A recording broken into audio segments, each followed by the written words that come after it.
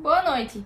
Tá no ar mais uma edição do TJ UFSC, o seu telejornal universitário favorito. Hoje você confere índice de abstenção do Enem, cancelamento de festas de Réveillon e os 10 anos da Lei de Cotas no Brasil. Tudo isso é logo depois da vinheta.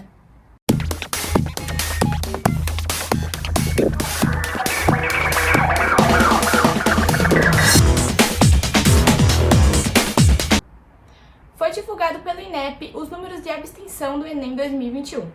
Com mais de 3,1 milhões de brasileiros inscritos, incluindo os participantes da versão impressa e digital, cerca de 30% dos candidatos não compareceram no segundo dia de prova. Esse índice é menor do que o registrado em 2020, que foi de 51,5%. E para os candidatos que realizaram a prova nos últimos finais de semana, o gabarito oficial pode ser conferido amanhã, quarta-feira, no portal do INEP. Além disso, segundo o presidente do Instituto Nacional de Estudos e Pesquisas Educacionais, Anísio Teixeira, Danilo Dupas, os resultados do Enem devem ser divulgados no dia 11 de fevereiro de 2022. Vamos agora aos dados atualizados da Covid-19 no estado de Santa Catarina. As informações são da Secretaria Estadual de Saúde. Desde o início da pandemia, foram registrados 1.232.912 casos confirmados. Do total, 1.208.847 estão recuperados e outros 4.073 são casos ativos. Foram registradas 19.992 mortes no estado. Até o momento, 79,25% da população catarinense já foi vacinada com a primeira dose e 68,7% já recebeu a segunda dose da vacina. E falando em pandemia, 7 capitais brasileiras cancelaram suas festas de Réveillon que estavam programadas para a virada. O objetivo é evitar aglomerações e frear o contágio da Covid-19 no fim de ano. O surgimento da nova variante Ômicron e o aumento de casos no continente europeu fez com que os prefeitos de Florianópolis, São Luís, Belo Horizonte, Salvador, João Pessoa, Palmas e Fortaleza optassem pela prudência ao cancelar as festas de fim de ano. A capital do estado de Santa Catarina deve manter a queima de fogos na Avenida Beira-Mar Norte. O governo do município de Florianópolis informou que a ideia é fomentar comemorações nos próprios bairros, para girar a economia local e evitar grandes aglomerações.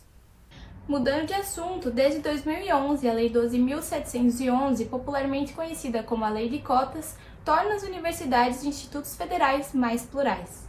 O projeto de lei previu a reserva de 50% das vagas a estudantes de escolas públicas. Também destinou cadeiras a alunos de baixa renda, pretos, pardos, indígenas e com deficiência. A política pública que visa reparar desigualdades históricas teve grandes avanços nesses quase 10 anos de implementação. E é isso que você vai conferir agora na reportagem a seguir. Inclusão, reparo e integração.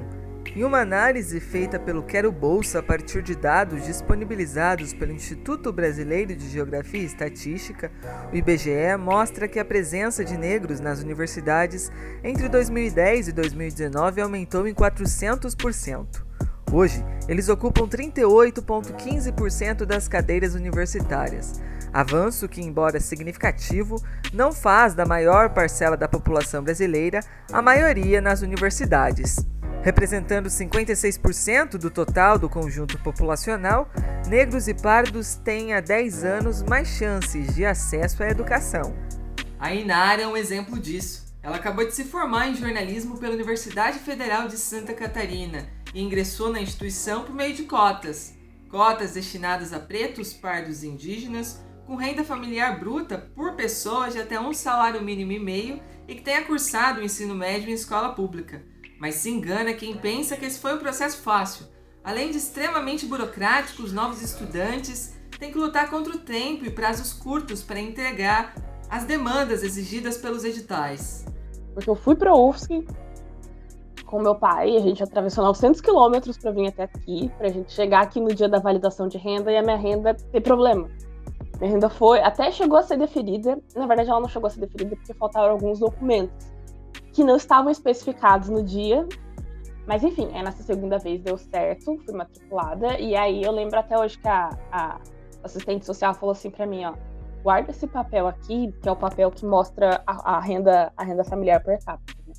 Ela falou, guarda esse papel aqui com você, que se um dia a universidade precisar fazer alguma validação, eles vão pedir esse papel.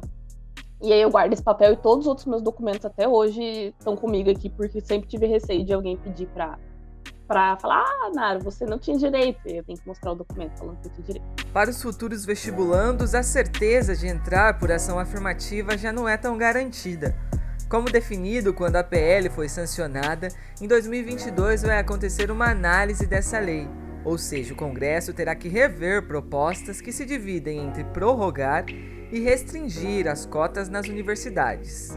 Dentre as propostas estão aquelas que são contra a política pública, a favor dela, e os que sugerem adaptações, como restringir o benefício à cota de cunho social apenas, retirando da política as de cunho racial, como as destinadas a pretos, pardos e indígenas.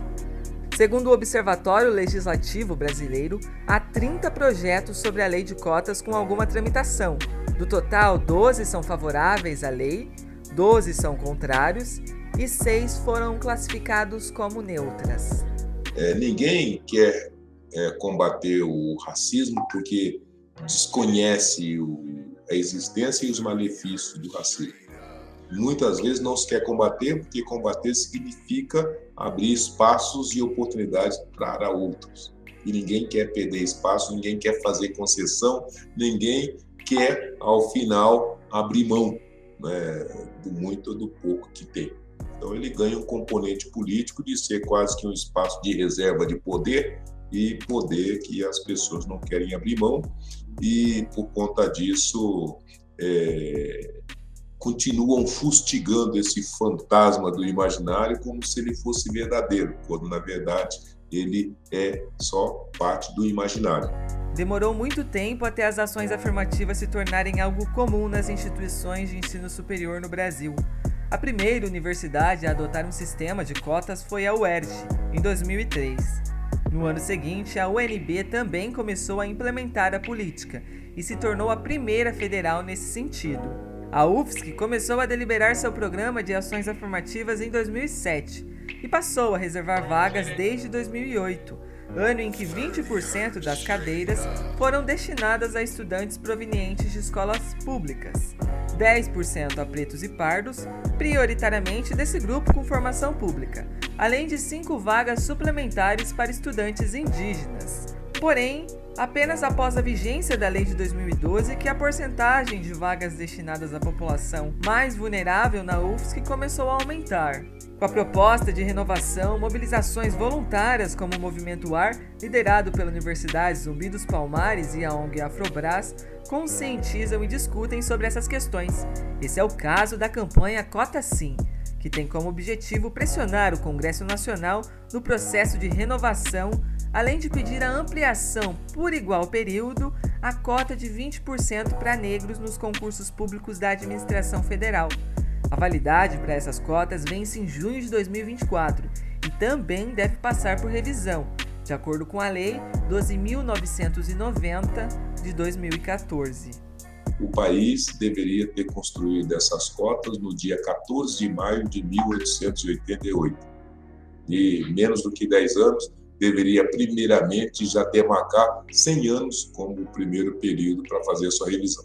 Eu quero ser exemplo para as pessoas que estão ao meu lado, eu quero levar essas pessoas junto, mas eu sozinha não vou conseguir.